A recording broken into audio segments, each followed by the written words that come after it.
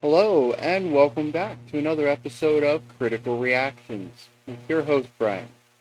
All this week, we're going to be looking at special selections, which is where one of you tell me exactly what it is I need to be checking out. Today's selection comes at us from Joshua. Requests StarGazer's track Lash of the Tytans with the 1 minute intro to the track Simulacrum.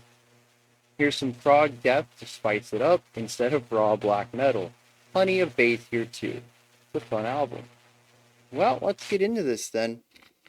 I actually had some difficulty tracking this one down. They're not on Apple Music. Uh, there's nothing on YouTube from an official source. I just landed upon this Bandcamp page literally like an hour ago, and I can't find lyrics for them anywhere. So I don't. They're very obscure.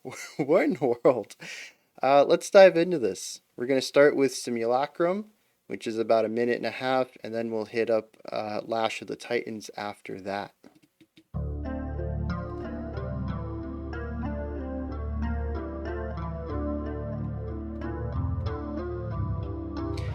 All right. So we have a 2-bar riff in 4/4. The second bar starts on the and of 4 of the previous bar, though it feels like we get into it a little early.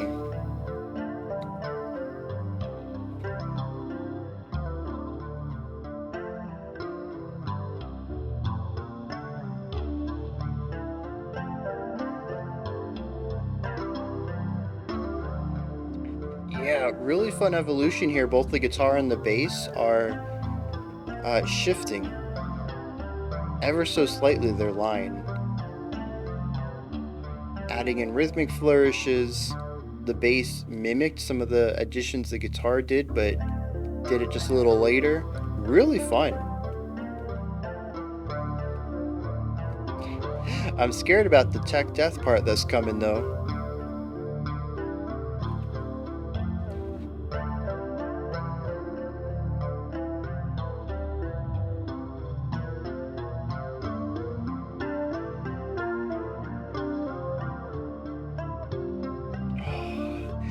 Gorgeous melody writing.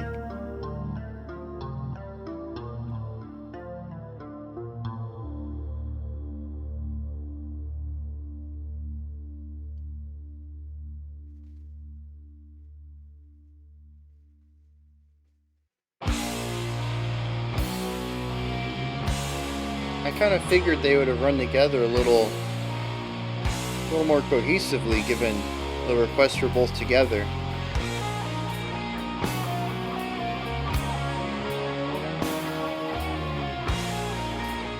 Got that triplet idea in this slow 4.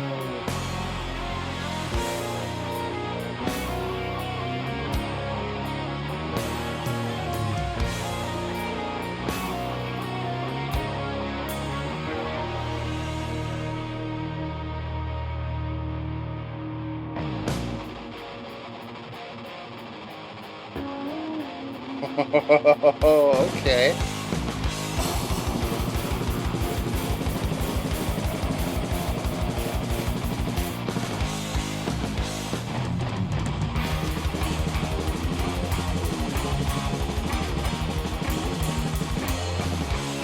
Really fun bass idea.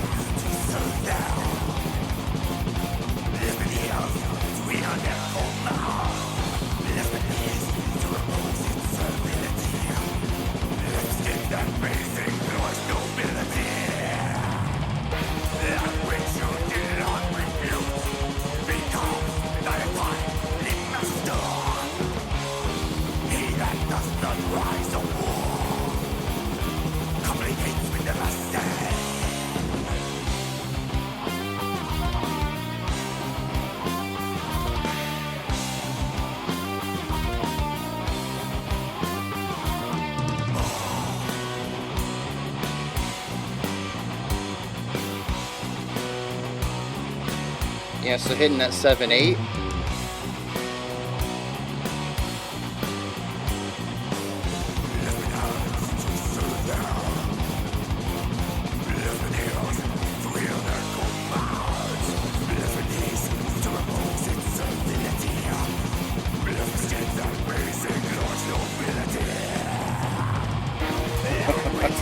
Yeah, really nice gallop to bring us out of that section.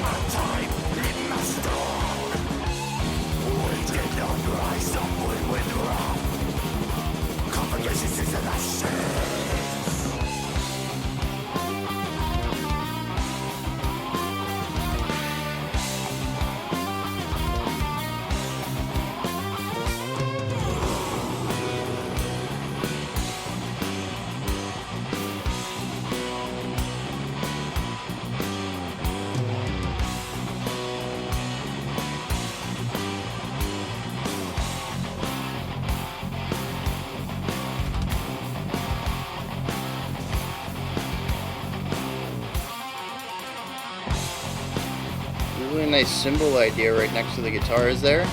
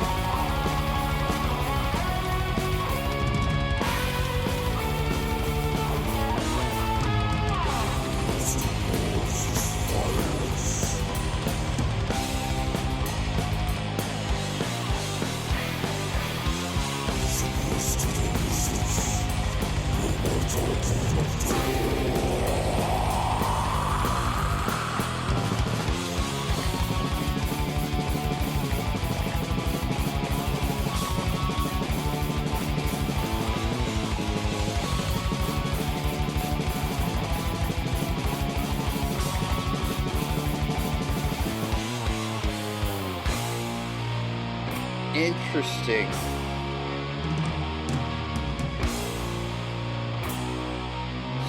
So I was counting a bit slower, but I got a 7 followed by a 6, this 13 grouping.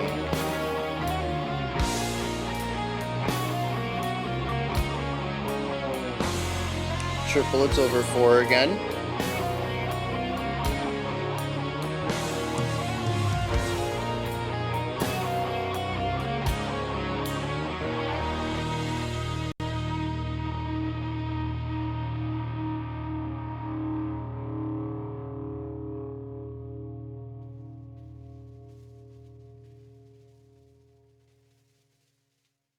Interesting. Let's see real quick. Oh, they just tagged themselves as metal. Okay.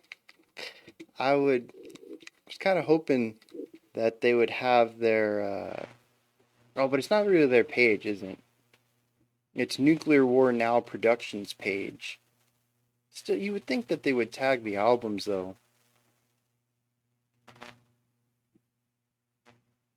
Oh, it does say StarGazer has firmly established itself as one of the most enduring Black Death bands in the Australian extreme scene. See, that's what I was thinking. It didn't feel super tech deathy to me, but it did feel tech blackened. And there's lots of elements in here that do feel more blackened to me than death. But also, I don't know genres, so and of course, genre doesn't matter. It just helps me compartmentalize things when I'm listening to music. I'm trying to figure out how things work together.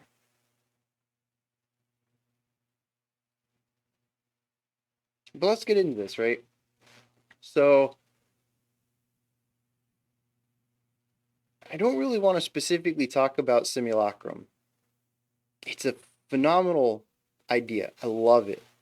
But pretty much everything I said about it is either going to be something I can talk about in Lash of the Titans or something I already mentioned, which was just that evolutionary idea where both instruments kind of took that one riff they had and evolved it in different directions, and sometimes they copied what the other one did and maybe delayed it so that we get a bit of a canon from that section and stuff like that. So yeah, just that slow evolution to take a unified sound at the beginning and have this nice complex layered counterpoint by the end of the track was phenomenal. I love that about it. It's a really great duet that they wrote there. But the other thing I want to talk about is the way that they craft guitar and bass lines, which I can talk about with Lash of the Titans as well. They use a similar idea throughout here and the way that they go about creating bass ideas. So that's as much as I'm going to talk about Simulacrum. Let's talk about Lash of the Titans, though.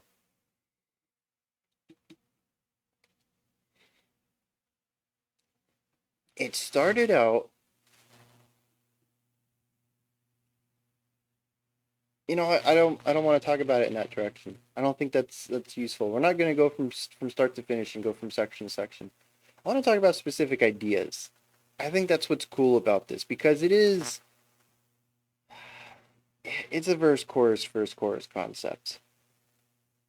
We get a bridge with a duet, and we finish out on another chorus, I think it was. And a lot of these sections are all crafted similarly. So yeah, going section by section isn't going to help much. Let's just jump into it. Guitars and bass. How are these parts written? It's really interesting that it finds a middle ground between what typically happens, where the bass follows the guitar and gets left in its shadow, difficult to hear, and the bass getting its own bass line and being completely independent from everything else, which is what I typically ask for. It's one of my frequently recurring criticisms of metal is that the bass is just so rarely doing anything independent. And they find a middle ground to this where the bass gets to do interesting things, but also walks in the guitar's, follows along with what the guitar is doing. And it creates an interesting texture to the song. Our guitar is gritty, it's distorted, it's razor sharp, it's a bit thin and narrow, but it sounds cool. It's got that metal edge to it. It brings the energy and the electricity of the distortion and the overdrive and all that to the table, but it just doesn't have that width, that fatness to it to really fill the space. And instead of making a second guitar or having a second guitarist and making it a bit wider or doubling up the track and making that one a bit wider, anything that would basically allow them to achieve this sound with extra width, they look at the rest of the band and say, what do we got that can fill this in? And they go to the bass. And the bassist can play the same licks. But the bassist doesn't have all that compression and distortion to narrow out and flatten out the song. It has this big width to it, as a bass should. Which just kind of dawned on me. A lot of the metal that we listen to have over compressed, over distorted, over driven guitars. They're the ones that get to be meaty and punchy and crackly and raw. Bass, even in metal, tends to still have that round warmth that is prevalent in pretty much any time an electric bass is used, no matter the genre. There are certain bands that will distort and overdrive and muddy up and compress up a bass guitar. We've heard bands that do that, but they're not the norm. The guitar gets all this work and the bass is just, honestly, it's really close to the clean sound. And here, notwithstanding, it's the same thing here. Yeah, it never really dawned on me. The bass doesn't get to do all the cool stuff that guitars do often. It's kind of assumed your guitarist is going to have their own sound, whereas the bassist is going to be a bass. Interesting. Anyways, so the bass already has this round warmth to it. Like, oh, we can just fill this space in. And they decide to layer these two. And it's interesting because we get that bite, that grit from the guitar, but we get to fill out some of the space through the bass tone. And like I said, usually this extra space will be filled out with another distorted guitar. So you get the width and the narrowness. You get the power and the cut with a single timbre, give or take. This is drastically different timbres, as I just explained. The bass is pretty clean sounding here, and so you get this gritty electric side, and then you get this warm, clean side, closer to acoustic, and they complement each other in an interesting way because it sort of is fire and ice. As I've mentioned many times before, white noise, crackling, a lot of the distortion sound that we get out of these guitars reminds me of snow. Well, I should say black and white, but it also kind of takes me to just a cold idea. And bass, I have consistently talked about when we have, especially these finger-picked basses like this, a nice, round, warm tone. It really does feel like bringing together warmth and cold in this sound, and it's utilized all throughout both of these tracks. It's just a very nice combination that we consistently get to listen to, and I appreciate it. I don't think there's anything wildly, bizarre or out there about this. You're basically just given one line to two instruments and texture layering. Not complex concept going on here, but I like the way that their textures, their timbres line up on this. The guitar and the bass sound really nice together. So it's interesting that these two instruments that sound phenomenal are placed up against the drums. I don't even know where to begin with. It is a raw, dry, muddied drum sound. It almost feels like they just recorded the drums and left that in untouched. But it's almost like they also didn't record it in a treated room of any way, and there's residual, acoustic sounds coming in to all the microphones, and it's just sort of muddying everything up. But it also lacks any extra punch that you would get out of equalizing it or adding a bit of compression to your drums or basically any standard engineering you would put on them. They are flat from a lack of engineering, but they're also muddy from poor recording conditions. And I say both of those as if they were overlooked ideas. This is an amateur recording or something, but obviously it was intentional. They might have even had really precise recordings that they went and grittied up and muddied up and flattened out themselves. They might have put a lot of work to get this sound. I don't want to say this as I'm throwing any shade at the drummer or the producer or the engineer on this. This is obviously what they wanted. But it's very strange to me that we have this very clear-cut guitar and bass sound that are followed up with this, at least for me, extremely undesirable drum sound. And so we have two instruments that sound phenomenal together, played against the third instrument that sounds like it should be in a different recording entirely. The drums are very lo-fi, where its strings are not. It's a very interesting decision. The drumming was good. There's some really nice cymbal work in there. There's some double bass kick sections, just the raw endurance of playing stuff like that. Not even just for the duration of the song, but assuming they do live sets, the duration of a set. And the precision of doing that consistently and not, getting out of time. Your muscles not weakening out at the end of a set and you slow a song down or something like that. Like it's the precision and consistency of it that creates the endurance. So the drumming is fine. It's just sonically, it sounds so out of place for me, and I had a really tough time enjoying a lot of what the drums were doing. The cymbals were a bit crisper, clearer. I think some of that just comes from the higher frequency that comes out of the cymbal work that hit my ear a little bit better. Again, that's not to say that there weren't some interesting or fun ideas coming out of our snare or tom ideas, and there were some interesting rhythmic ideas that we'll touch on in a little bit that the whole band was playing on. But just sonically, it bounced off of me, almost quite literally. Just such a wide, flat sound. Really difficult to really feel the energy of the drums, especially when we had the power of the guitar really screaming for the spotlight.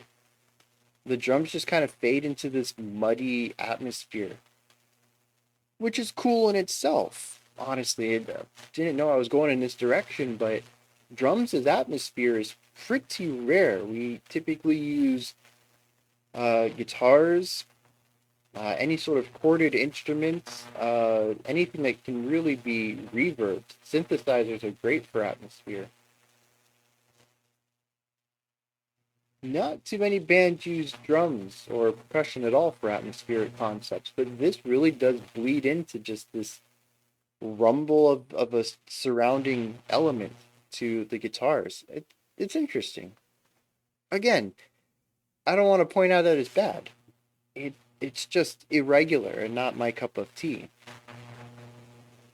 And this takes us around to the vocals.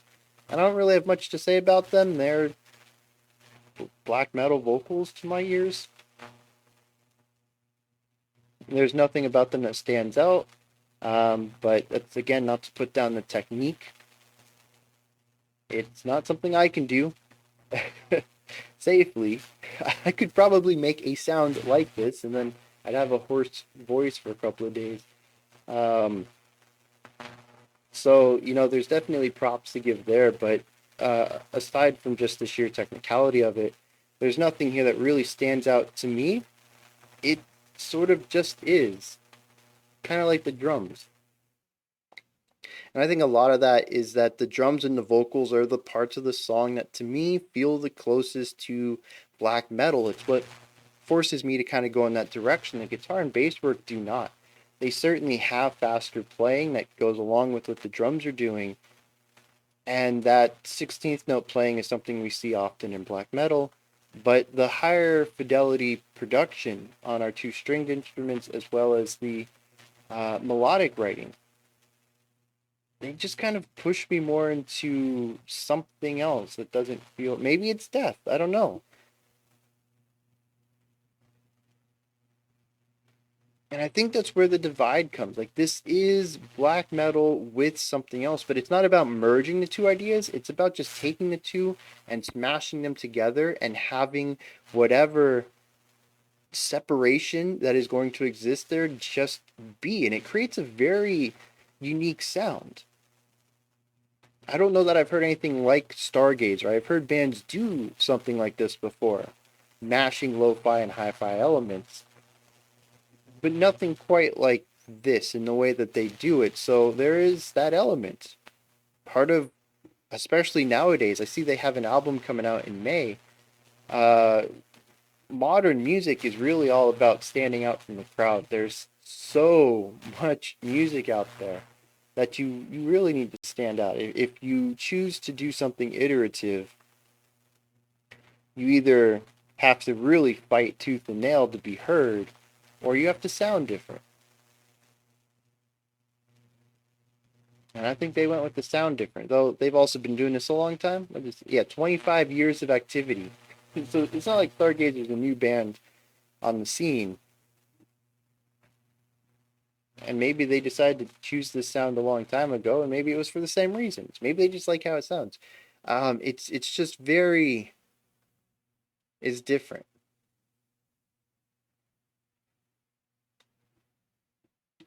Now earlier I mentioned rhythm. Rhythm is interesting in here. There's a lot of triplet feels over 4. I think every time we're in 4/4, just straight 4/4, because we'll get into this a little bit. We had this really fun alternating idea.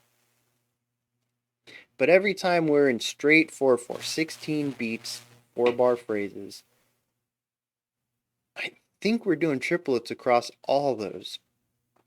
So it's really interesting that when we do have the standard time signature, they're pushing against it polyrhythmically. The drums typically do lay down some sort of 4 on the floor. Maybe they're doing, 16th notes in the bass kick, so that's going to have a pulse to it to emphasize our downbeats. But the rest of the band and even some of the drum kit are doing triplets over this. And I think that's even how the song started. So I was like, okay, we're getting a bit playful with our rhythms, with our time signatures. The next time signature I remember though was a 7. I think it was our chorus. And it's immediately felt because we shift away from triplets to eighth notes. And then we drop off the last beat. So it feels like we're lurching into the next bar. Visually, I always feel this as a sort of fall. You may see me nod in my head 1, 2, 3, 1. Or sorry, it would be 1, 2, 3, 4, 1, 2, 3, 4, 1. I always feel it as a drop. It really helps me feel out the rhythm of it physically, which helps me better understand and anticipate it musically. But yeah, it's always this element that's missing when we're lurching into the next section, or it feels like elements are missing, however you interpret it. And I was like, okay, and I went back to the triplet feel. It's like, okay, I got a feel for this now.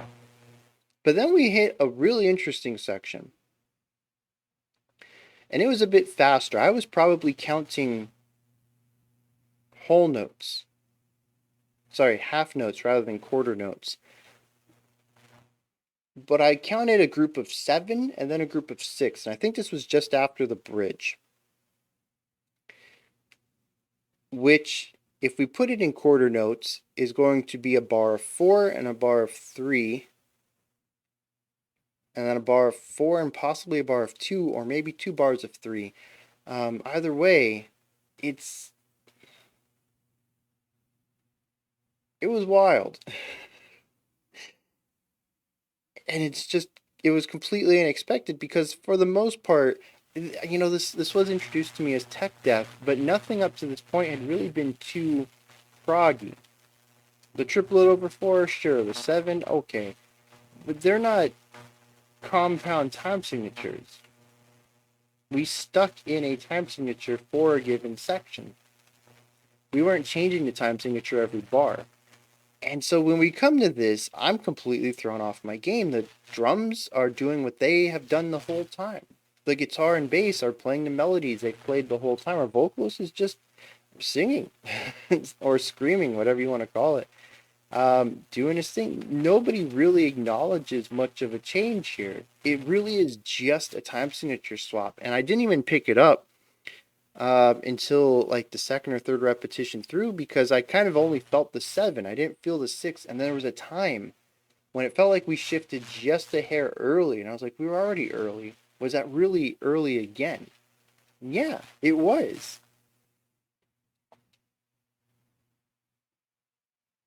It's very neat how they can sneak that in there and almost just kind of stealthily throw it in there, get under everyone's radar. It almost got past mine.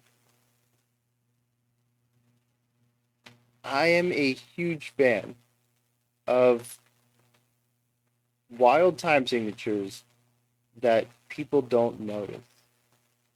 I think that is, to me, that is the height of composition as far as meter goes, is to sneak it in there.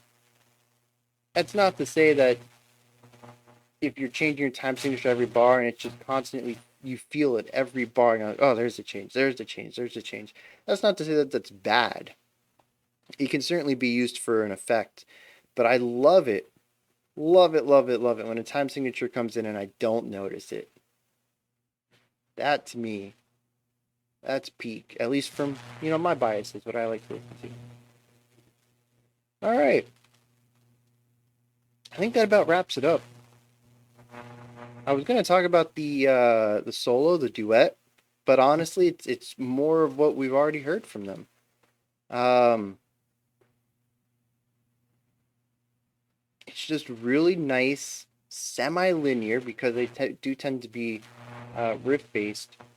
The riffs do stretch out a little longer though. We tend to work with 1 or 2 bar riffs for a lot of the sections, but these more melodic elements like Simulacrum and our duet in the middle of Lash of the Titans, they tend to stretch out to 2 to 4 bar phrases just to give it a little bit more length so it doesn't feel so tight and repeated. But the melodic writing is generally the same here.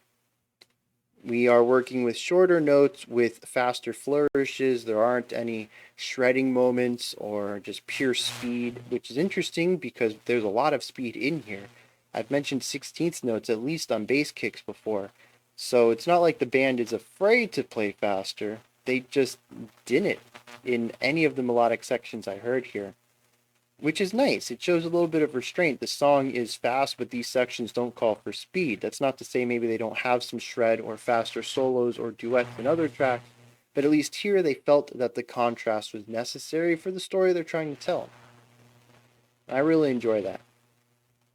But yeah, it's a very tasteful, contrasty kind of melody writing. Like I said, primarily working with slower moving ideas with faster embellishing concepts on top of it. And the two instruments together just sound beautiful. So as I mentioned earlier, I could not find lyrics. We're going to wrap this up then. Those are my thoughts on StarGazer's Simulacrum and Lash of the Titans. That's where y'all come in. What did you think of this? Did you enjoy it? Anything you'd like to add on to what I said or correct me on? Put those thoughts down in the comments. Above the comment section is a description box, and there's a link for Linktree. It'll take you to this menu right here. It has links for everything related to the channel. You can find a link to the music I've written, the Discord community, and several ways to support the channel. Above that, if you could, like, subscribe, and ring the bell. I greatly appreciate all three. Alright, we have another special selection today. Otherwise, I'll be back tomorrow, 5 p.m. Eastern Standard Time, 10 p.m. UTC, as usual. We're going to look at 2 more special selections tomorrow. Alright, until next time, remember to be critical, not cynical of the music you listen to, and have a fantastic morning, afternoon, or evening, whenever you choose to watch my videos.